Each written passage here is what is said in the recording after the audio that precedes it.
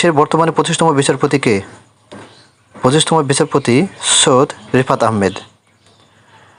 2023 সালে শান্তিতে নোবেল পুরস্কার লাভ করেন গ. নার্গিস মোহাম্মদী। দেশে বর্তমানে ঋণ খেলাপির পরিমাণ কত?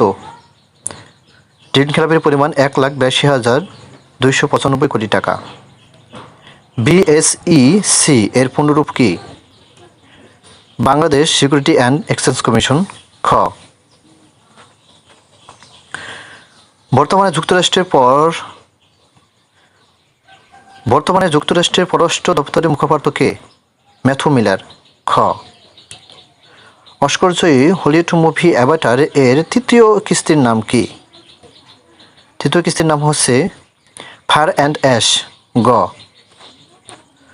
সম্প্রতি কোন দেশ ক্রিপ্টোকারেন্সি মাইনিং এর বৈধতা দিয়েছে?